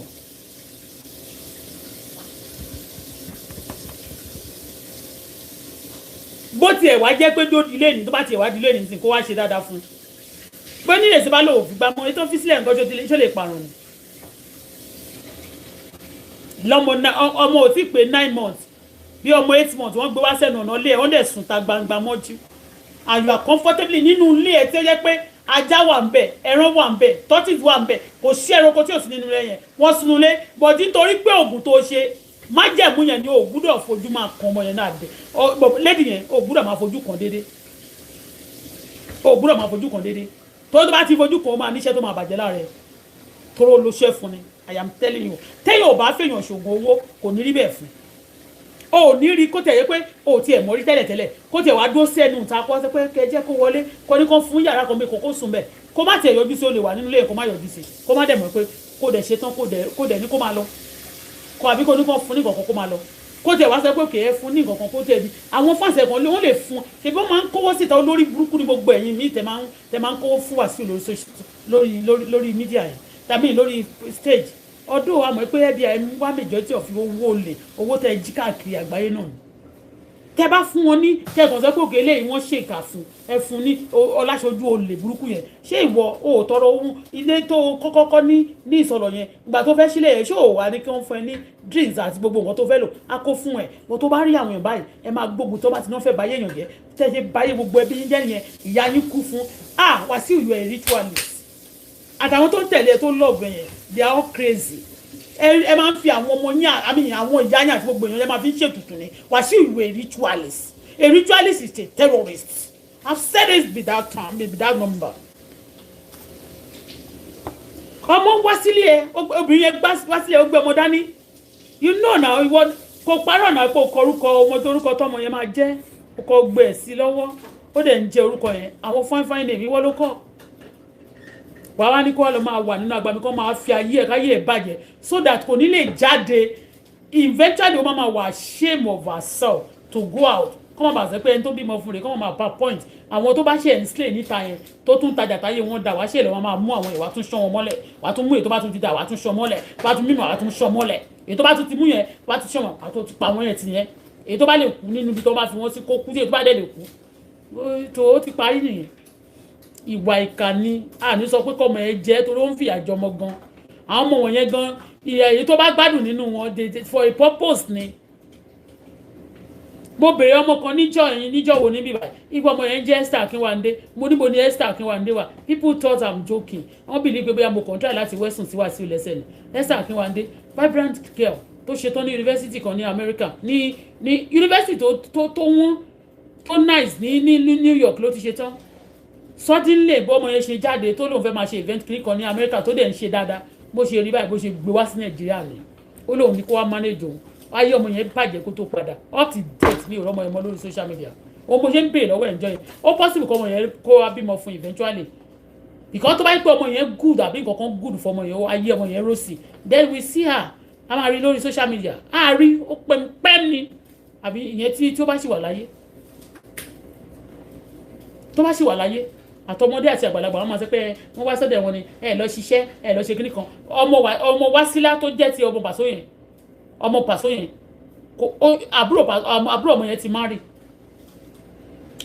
ti marry ó ti gbẹ́ ń bá gòlè tó bá ti gbà ọmọ yẹn ọmọ Wásílà yẹn náà kò jẹ́ kó marry ó máa lọ ó máa ṣe bí ẹni fẹ́ máa fẹ́ wọn máa fìfẹ́ fake wọn àdámọ̀ ẹ̀ tó kọ́kọ́ rí wọn yóò lè kọ́kọ́ fún wọn lóko máa fowó bàjẹ́ ìgbà tó bá ṣe pẹ́díkíọ̀ àti wèrè kan fún nílé ó lè fún lóko máa rí pé bó ṣe máa lọ ní a máa jí wọn báyìí pé ìwọ tó yẹ pé òun ó ti pa ni gbogbo àyè ló ti gba awẹ yí ẹ̀jẹ̀ kó wá lọ sọ fún lásán pé òun lóyún ẹ̀yọ ìgbà tí ó wà ńgbà yẹn tó fẹ́ kú bóyá ọmọ yẹn ńgbà yẹn bóyá orí ẹ̀ àti ẹlẹ́dàá ẹ̀ ló kó yọ nígbà tó wà lọ́dọ̀ ẹ̀ ní ẹ̀ tó ní kó òun dúró ti òun nínú ilé nígbà tó sick ó lóun ò dúró tì ó ní ẹlikọ́tà ni wọ́n wá fi gbé tó fi gbé lọ sí tó fi gbé kúrò ní Nàìjíríà ńgbà yẹn bóyá tó bá dúró ní ọjọ́ yẹn ọmọ yẹn lè kú kó o máa sick yẹn torí ṣe yọ́ báyìí a máa wò pé òkè bóyá wọ́n ti ṣe nǹkan kan fún ẹ wá rò pé òògùn yẹn rẹ̀ a máa padà lọ túṣẹ́ ẹ̀dì dáadáa ó padà túṣẹ́ ọmọ yẹn dì nígbà tó padà dé ó tún lọ jẹṣẹ́ ọmọ yẹn yóò ṣe wá crash ayé ẹ̀ Wàsíù ń crash ayé àwọn èèyàn ẹ jọ̀ọ́ President Bọ́lá Ahmed Tinubu ẹ̀yin ló fi ṣe bàbá tó ẹ̀yin ní bàbá àṣàlẹ̀ ẹ jọ̀ọ́ ẹ bá wa kìlọ̀ fún ẹ jọ̀ọ́ ẹ bá wa kìlọ̀ fún ó ń da ayé àwọn èèyàn láàmú ẹ̀jẹ̀ pọ̀ lọ́wọ́ Wàsíù gan gbogbo nǹkan tó ṣe yẹn kò ń ṣẹ̀jẹ̀ gbogbo nǹkan tó ṣe yẹn kò ṣe nǹkan kan fún yín gbogbo nǹkan tó ṣe yẹn ń sìn kò ń ṣẹ̀jẹ̀ ló wà lọ́wọ́ ẹ̀ ẹ̀jẹ̀ wà lọ́wọ́ ẹ̀ ẹni tó bá mú ayé ẹnìkan tó rí pé ó ń dùn fún tẹ́yìn ẹ̀ lè máa sùn káàdé máa wà nínú ìnira á tún bẹ àwọn èèyàn tí á ní kó máa disturb ayé ẹ̀ wàá wà ládùúgbò kò wọ́n kàn déédéé sí ojúlé àwọn tó ń fẹ́ tẹ́lẹ̀ wọ́n kàn bẹ̀rẹ̀ sí í ṣe aláìfẹ́ mọ́ kò ń ṣe iye o kò ń ṣe pé bóyá wọ́n fi kórìíra sí ẹ ó máa pè wọ́n ní á ní kó máa command wọn á dẹ̀ máa fún wọn lówó owó tó máa fún ẹ á dẹ̀ ní kó máa disturb ẹ torí ó máa fẹ́ kí o tó bá kú gan ló máa jẹ́ kó gbọ́ ẹ lọ sókè sí bẹ́ẹ̀ni when tó bá tọ́jú ẹ tó dead yẹn tí pain yẹn ṣe ń wà láyé ẹ ni o máa lọ sókè láyé máa wà láwọn èèyàn máa fẹ́ á dẹ̀ máa kọrin ọkùnrin ẹ yọ́nú sóhun obìnrin ẹ yọ́nú sóhun how can you gbà tó kọrin náà mo sọ ń gbà pé báwo lè ọkùnrin ṣe máa wà tó máa kọrin olórin máa wà pé ẹ máa yọ́nú sóhun ṣóhun oúnjẹ ló ń wá ni àbówó ló ń wá ó mọ nǹkan tó ń ṣe ó mọ nǹkan tó ń ṣẹlẹ̀ nígbà tó wá ti sọ pé yọ́nú sóhun yẹn ó mọ nǹkan tó ń ṣe ṣéèyàn máa dédé sọ pé yọ́nú sóhun tí ò bá ṣe ò máa sọ pé kó ń dáríjì òun ni.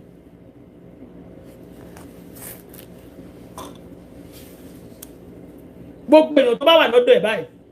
mo ń sọ̀rọ̀ ń sìn Kàbírù ọmọ ẹ̀ tó ń jẹ́ Kàbírù yẹn tó jẹ́ Fẹ́mi tó wà lọ́dọ̀ Gbajabiamila ojú chef Gbajabiamila if the care is not taken by nsin Gbajabiamila mi mọ kan ton ni ó lè pa career Gbajabiamila jẹ́ because ó bá ṣe nǹkan fún wa sí ó máa make sure àbí fún ẹni tó wà ń sọ̀rọ̀ adìẹ ó máa make sure para ní ẹni it change people with that ó máa ń ṣe change ògo èèyàn pẹ̀lú títí ẹni.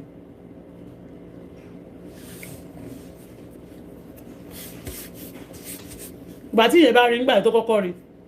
tó máa ń sọ̀rọ̀ fẹ́ lómi bá ṣe ń sọ̀rọ̀ lọ́wọ́lọ́wọ́ ń ṣe lómi máa sọ pé irẹ́ náà ń pa mu wọ́n tó máa ń bẹ̀ fi dúró wá sí ìjà viewer ni kò ṣẹ̀ṣẹ̀ ọ̀rọ̀ yóò ṣẹ̀ṣẹ̀ ṣẹlẹ̀ o ọmọ tó ń jẹ́ Malik yẹn jẹ́ bí 14 years what's that Ayọ̀mídé Ayọ̀mí Sarah ó ti gbé nǹkan sí ti Sarah. Mo kò rí pé ṣé àlàáfíà are you okay?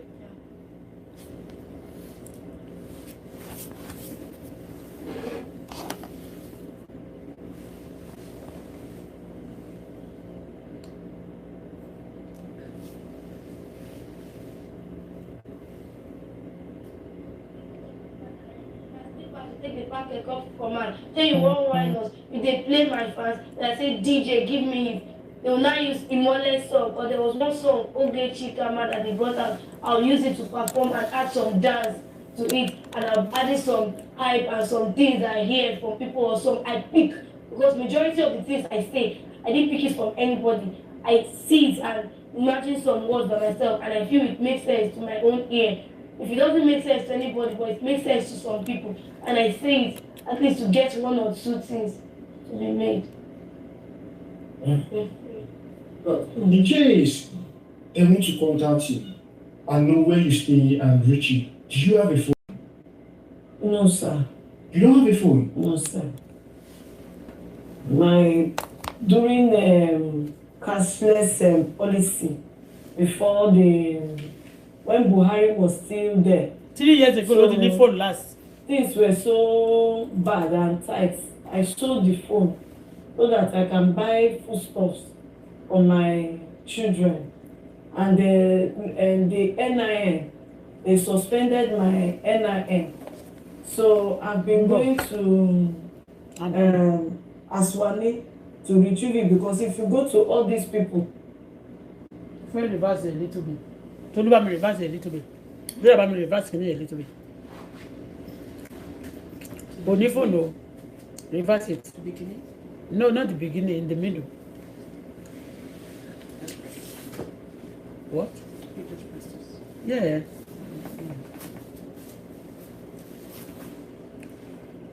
That's, do you see?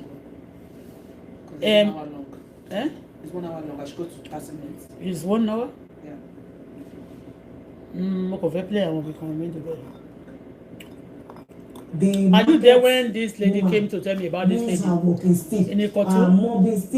This is Wasiu baby mama. The new one that just bumping now. Hitting me. Even the Wasiu baby. This one, the girl. Things at me, hitting me. But you know, as she's an elderly woman, I cannot fight her and all those things. She even like that my children wanted to. This lady has baby for Wasiu. And stab her. And that girl, you are seeing beside her, Wasiu daughter. You know those kind of things. And you know, people now. Shebi, you know Malik. Mama, you know Malik now. They cover this one is not Malik. So, the market, the KBC's secretary now spoke on the phone. Shebi, he heard that I've left the market. Shebi, I said that it's a woman match me. Shebi, I said, what am I coming back to come and beg? I said, no, that I'm on suspension and I'm coming to come and beg for them to lift it from me and come back and attend to my normal customers. He said I should leave the market. Pause. That if the woman not comes. Pause. See, every time I have suspension, a lot of things don't shift for me. In fact, people who are, I don't know, some people, some people believe that anytime we are talking about Wasiu that we are lying. I don't know. They believe that, some people still believe that we are actually lying against Wasiu, that we are disrespecting him. Do you understand? They believe that maybe we are disrespecting him. Do you understand? Ẹjọ́ ò náà fẹ́ nínú ọjà yẹn nínú ọjà yẹn bí tí ọmọ yẹn ti ń tajà tí lady yẹn ti ń tajà kò sí ṣọ́ọ̀bù mọ́ o ó wá di pé kó dúró sẹ́gbẹ̀ẹ́ títí kó lọ bẹ̀ and before you can even put your anything beside the road like that you have to go to ìyálọ́jà seek permission before you can do that anytime because anytime tó bá ti wá lọ maybe try to see Wàsíù nígbà tí àbí ó lọ rude sí ọjọ́ tó lọ lé reason why wọ́n fi fún suspension let me tell you the Yamaja and all those people around her they be telling you they be telling her that she's rude but it's not because she's rude to those ones it's because they said is our boys Wàsíù tó rán níṣẹ́ sí maybe they abusing her and she reply the moment she reply they will put embargo they start stopping her whatever ibi tó bá ti rówó jẹun wọ́n stop her and that is how can you to máa meet èèyàn wọ́n bá di ara ẹ̀ wá sọ̀rọ̀ ẹ̀ di terrorist fún you will not that person will lose confidence I lose words I lose glory everything ló máa lọ ní gbogbo ayé ẹ̀ and everybody will disrespecting these people Wàsíù ẹ̀mí Ọlọ́run máa ṣèdájọ́ fún ẹ mi ní nǹkan tí mo fẹ́ sọ fún ẹ Ọlọ́run máa ṣe ìdájọ́ fún ẹ Ọlọ́run tí Ọlọ́run bá wà ó dẹ̀ wà ó máa ṣe ìdájọ́ fún ẹ àti gbogbo àwọn tó máa ń bẹ̀ níṣẹ́ láti bẹ́ẹ̀ tọ́jú àwọn èèyàn Almighty God will judge all of them.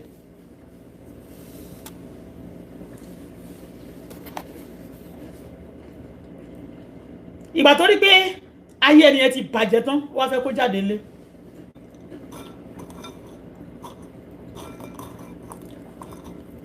bí mo ṣe wà níbí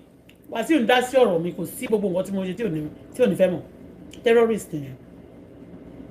useless man bàbá ẹjọ́ bàbá president Tinubu ẹjọ́ ó ń disturb ayé wa tó bá dẹ̀ jẹ́ yìí nìkan ni tó bá wúlò fún kò wúlò ẹjọ́ bá ti wúlò fún gbogbo èèyàn kí ló fẹ́ wúlò fún yín fún kò wúlò fún yín olórin pọ̀ ní ayé wọn gbogbo ìlú òyìnbó bí wọn forí gan campaign wọn forí campaign àwọn kọ́kọ́ wà tẹ́ ti ń ṣe nínú system nísìn táwọn pé òkè wa máa àti à ń hope for future ipe we are going to have a great future okay but nísìn wọn ń forí náà campaign ẹyọ ìyẹn náà kúrò ká má máa forí campaign wọn forí campaign ní America wọn forí campaign Canada tó bá fẹ́ ṣe election wọn ń forí campaign ọ̀rọ̀ ni wọ́n máa sọ tó bá dẹ̀ gbé orílẹ̀ yìí fẹ́ gbé táàtì orílẹ̀ yìí fẹ́ máa gbé other musician wà ń bẹ̀ because Nigeria Wàsíù is taking people for granted is taking our nation for granted. ọmọ yẹn ti ń lo èdè burúkú èdè ọmọ ta èdè òṣì èdè tí ò da ẹni tó dẹ̀ ló bẹ̀ fún yẹn tó ní ìmọ̀ ẹ̀gídí kan wá they will be promising that they are giving them 200,000 they don't give any money. wọ́n ti fi account number sórí media and sin wọ́n ṣe dá owó fún Malik wọ́n máa dáwó fẹ́lẹ̀ náà tó bá ti jẹ́ pé ní ìyọ́ sílẹ̀ pé kán dáwó fún ó lè ní kán má fún ilé ní kankan àbí kó ṣe jẹ́ ọmọ Ìgbò.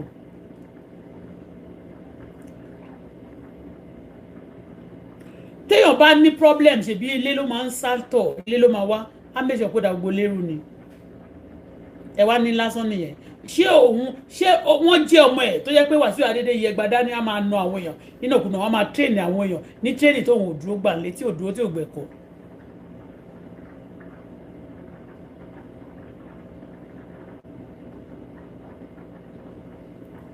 Don't be surprised o ẹ̀yin tẹ́ bá ń ṣe charity ẹ̀yin ọmọ oní tíátà tẹ́ bá ń ṣe charity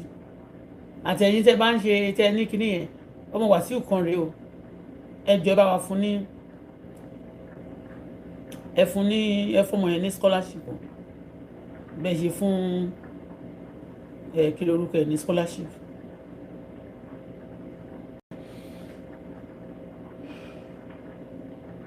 ẹ fún ní scholarship fún Malik scholarship big man ọba ìlú yín ló fẹ́ ọba Ìjẹ̀bú nìyẹn tó ló fẹ́ jọba Ìjẹ̀bú ó ní lórí mídíà tó ń gbóríṣiríṣi tó ń ṣe nígbà tó máa yá ọmọ yẹn sọ pé wọ́n ní because they say my mother is too flamboyant.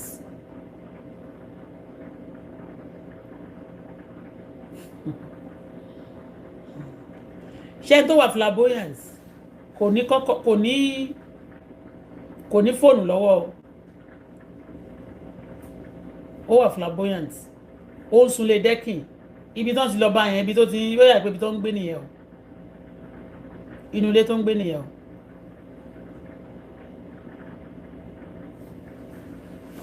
ìgbà tí mo wá sí nàìjíríà náà tí mo rí lé mi ìgbà padà tí mo rí lé tó wà nàìjíríà ìgbà padà kí n tó máa délé Wàsíù ti jẹ́ kan ó wà lára àwọn gbogbo wọn pátá a máa gbọ́ pé máa yọ́nú sí mi kó tó bá mi jà ró dáadáa á ba nǹkan oníkọ̀jáde máa gà pa nàìjíríà ẹ bá wa yìnbọn fún Wàsíù. Wàsíù is a terrorist and is mainly terrorizing ladies now. Báwo lèèyàn ní bá máa terrorize ọmọ tó bá máa terrorize ìyá tó máa terrorize gbogbo obìnrin àtọkùnrin láwùjọ kí ló fi yàtọ̀ sáwọn bandit Tinubu wọ́n kó àwọn bandit yẹn wọ́n lọ kó àwọn family wọn jọ yẹn ojú tí wọ́n lé wọ́n sì kó àwọn èèyàn tó kó lẹ̀ Wàsíù bá rí ọmọ òòjọ́ lójú anybody òòjọ́ lójú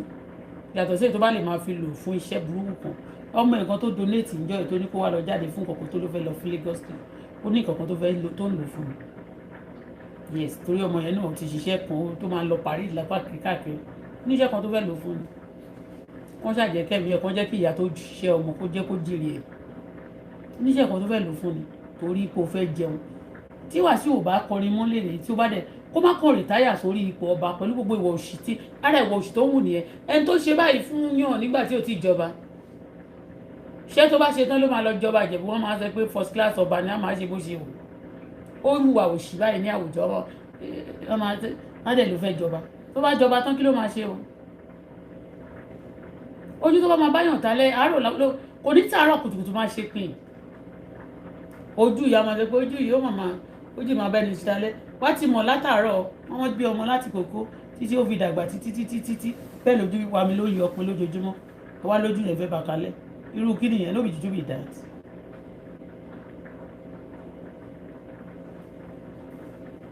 ní ilé blame mọ́mọ́ yẹn nítorí pé àwọn tó bá kọ̀ sọ pé kí náà ló ń ṣe lọ́dọ̀ Wàsíù gan wọ́n lọ wá omi fún ọ̀dọ̀ Wàsíù iṣẹ́ ó máa pè ní kó wọ́n bá àwọn ṣe kánná kó wọ́n bá àwọn ṣọwọ́ kó wọ́n bá àwọn ṣe nǹkan kan ọmọ ọ̀dọ̀ mi tí mo gbé lọ sí Dubai tí mo sọ pé tí mo ló wà lọ́dọ̀ ìfilẹ̀ yẹn ọmọ yẹn ọjọ́ tí mo ti rí tí Wàsíù ti bá sùn kò sẹ́ni tí Wàsíù bá sùn ẹni tó bá kọ tí ò tí ì rí ìwúrọ́ kan máa pọ́n lé mi but àwọn kan wà nísìnyí náà tó yẹ pé tó bá ti gbójú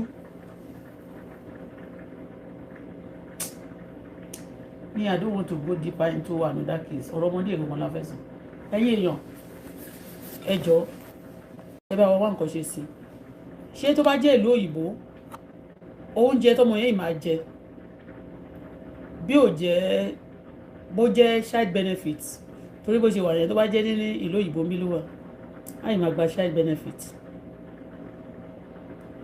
Wàsíù wà náà wọn tó petition mi nígbà yẹn tí ò jẹ́ kọ́ mọ̀ mi child benefit gbàgbé tó pa irọ́ mọ́ mi orí mi kó tó di pé mo kó sínú wàhálà Ọlọ́run máa ti ń yọ mí ìyàtọ̀ sí pé àwọn family yìí ń lọ mí wọ́n bad gan bàbá ọmọ mi is a good person in fact bàbá ọmọ mi ó dájú prince mo sọ pé ṣe ìyàwó fún mi yẹn lọ bàbá ọmọ mi gangan Ọlọ́run ní jẹ́ kọ́ ọmọ mi ṣílé yà láyé kò sí nǹkan tó wà sí ò lè ṣe nítorí owó àwọn àgbẹ̀ pé alówó Ìjẹ̀bú làwà Ìjẹ̀bú tó lówó tí ò fi tọ́ mu lágbára méjì ò lọ bógun ìwọ fúnra rẹ̀ ò tẹ pámọ́ṣẹ́ iṣẹ́ tí wà sí ilẹ̀ ṣẹlẹ̀ kò ń ṣòro lónìí owó olówó ọpá lápá ẹlẹ́sẹ̀ lẹ́sẹ̀ ni 2 plot of land ó wà lọ́wọ́ ẹ̀ gbogbo nǹkan nìkan jọ pọ̀ mọ́ lẹ́yìn tó bá gba ọgbẹ́ kó pa gbogbo nǹkan ẹ̀jẹ̀ mélòó la fẹ́ kàlẹ̀ yàn nípìnlẹ̀ kàṣàkàṣà á ṣe ń bọ̀ lẹ́yìn kí bàbá késekése ẹyọ kan lẹ́sìn rí kì í ṣe ọkùnrin ni wọ́n sì pọ̀ eléyìí kan tó ti ní ń da díẹ̀díẹ̀ ni there was a time tó ó wọ̀ sí gan fún lady yẹn she was inú ọjà báyìí from one place to the other ó máa kọ́ ọmọ káàkiri kéèyàn dìídì kúrò nínú ilé láti Èkó ó lọ síwájú ilé Wàsíù Àyìndé ó dẹ̀ ń gbá géètì lóru ọ̀gànjọ́ láago 2 òru ló máa gbá géètì ibẹ̀ ló máa wà ó wà ń bẹ̀ for 2 days tó bá tún yá á lọ sí géètì fún á lọ wẹ̀ fọ́mọ ẹ̀ you understand á jókòó síbẹ̀ ṣé Wàsíù ṣókùrọ́ mú Wàsíù á jókòó sẹ́nu géètì fọ́jọ́ 2 báwọn bá bí àlà gan aláìgbà kan tó bá jókòó sẹ́nu ọ̀nà lè tó wá tiẹ̀ ṣáájú wọn ẹni tó ó mọ̀ ó ti bá sùn rí o ó ti pa kádàrá ẹ̀dá sábúrú a máa wò ó mẹ́yìn ẹ̀yìn ìbọn fún Wàsíù ẹ̀yìn ìbọn fún.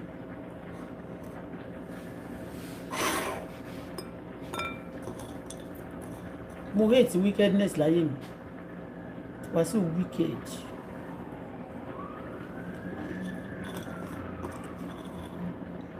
tí àwọn èèyàn ò bá dá sọ̀rọ̀ tá a wà tó wà lẹ̀ tí ì bá jáde ọmọ yẹn ò ní lọ skul mọ́ ìka ìmọ̀ye tí ò lọ skul nínú ọmọ ẹ̀ nígbà tí eléyìí náà wá gbé lọ sọ́dọ̀ màmá gbà ẹ̀ ṣé pé màmá Wàsíù náà ó dá nínú ọ̀rọ̀ Wàsíù ẹ̀ ni màmá Wàsíù náà bà Wàsíù jẹ́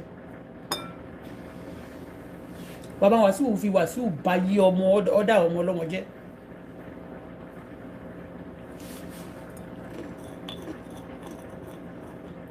àwọn kan wà bóyá ńgbà tí màmá yẹn ti dàgbà ní ògbà wọn mọ́ àwọn kan wà tó jẹ́ pé lọ́dọ̀ Wàsíù ọmọ àwọn ọkọ̀ tí Wàsíù máa kọ̀ sí àwọn lọ́wọ́ ìyá wọn máa gbà ìyá yẹn máa gbà bò kò bá Wàsíù sọ tó tọrọ a máa rìn lórí Wàsíù náà kò lè wọlé tọ ìbí ọmọ bá ní wọn kò lè jáde sórí ọ̀rọ̀ yìí ṣé igi máa ń ga ju igi ṣé kíní kan máa ń ga ju onírè lọ ìlà máa ń ga ju onírè lọ.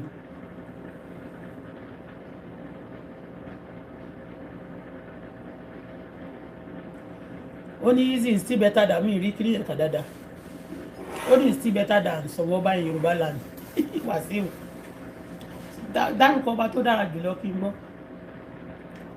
tó ti bá yí obìnrin jẹ́ yẹn tó dá ẹ̀sìn ẹ jẹ́ ẹ sọ fún wa.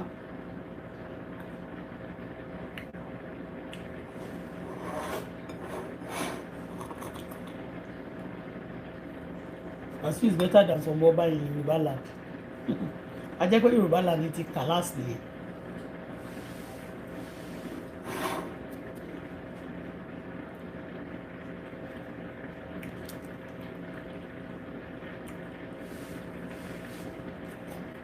irú ìwà burúkú ni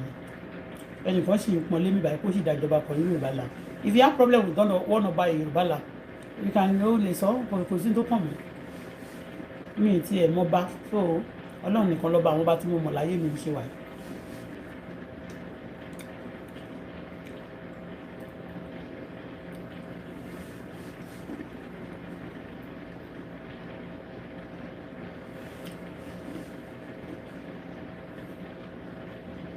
ọmọ yẹn ń kọrin yẹ ó ti ń lọ sí club ó ti lọ ń kọrin bóyá tó gbé mo dẹ̀ tún sọ pé ń jẹ́rìí pé ọmọ mi kọrin pé wọ́n jí Èmiládé kọ̀ọ̀kiri kọ̀ọ̀kiri kọ̀ ọ́nà wa ló kọ̀ you are a stupid man very stupid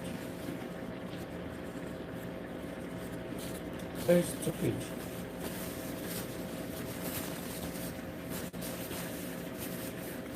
nǹkan náà máa pọ́n lé bá mi wá sí lórí burúkú àwọn tí bàbá wọn lórí burúkú láyé àwa sọ pé nítorí pé àti ẹ̀ lọ sí skul nígbà pé bàbá wa kú ni àṣelákọ̀ọ́ àwọn nǹkan kan Wàsíù gan tó wà láyé gan